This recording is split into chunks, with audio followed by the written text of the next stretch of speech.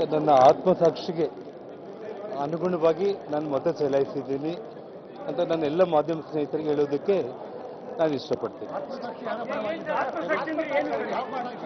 ಆತ್ಮಸಾಕ್ಷಿ ಜನಾರ್ದನ ರೆಡ್ಡಿ ಆತ್ಮಕ್ಕೆ ಗೊತ್ತಿರುತ್ತೆ.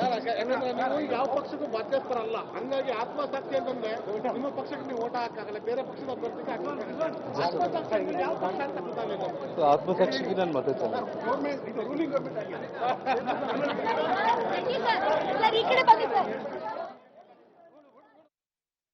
ರೆಡ್ಡಿ ಅವರ ಮಾತು ಎಗೈನ್ ಆತ್ಮಸಾಕ್ಷಿಗೆ ಅನುಗುಣವಾಗಿ ಮತ ಹಾಕಿದ್ದೇನೆ. ಎಸ್ ಟಿ ಸೋಮಶೇಖರ್ ಅವರ ಹಾದಿಯನ್ನೇ ಹಿಡಿದ್ರ ಅಂತ ಸೋಮಶೇಖರ್ ಅವರು ಇದೇ ಮಾತನ್ನು ಹೇಳಿದ್ದು, ನನ್ನ ಆತ್ಮಸಾಕ್ಷಿಗೆ ಅನುಗುಣವಾಗಿ ನಾನು ಮತ ಹಾಕಿದ್ದೀನಿ ಅಂತ. ಜನಾರ್ದನ್ ರೆಡ್ಡಿ ಅವರು ಕೂಡ ಅದೇ ಮಾತನ್ನು ಆಡಿದ್ದಾರೆ, ಆತ್ಮಸಾಕ್ಷಿಗೆ ಅನುಗುಣವಾಗಿ ಮತ ಹಾಕಿದ್ದೇನೆ ಅಂತ. ಜನಾರ್ದನ್ ರೆಡ್ಡಿ ಅವ್ರಿಗೂ ಎಸ್ ಟಿ ಸೋಮಶೇಖರ್ ಅವ್ರಿಗೂ ಬಹಳ ವ್ಯತ್ಯಾಸ ಇದೆ.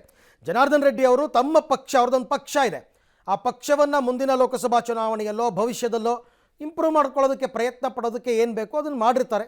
ಅದು ಕೂಡ ಗೊತ್ತಾಗುತ್ತೆ ಯಾರ ಪರವಾಗಿ ಓಟ್ ಹಾಕಿದ್ದಾರೆ ಅಂತ.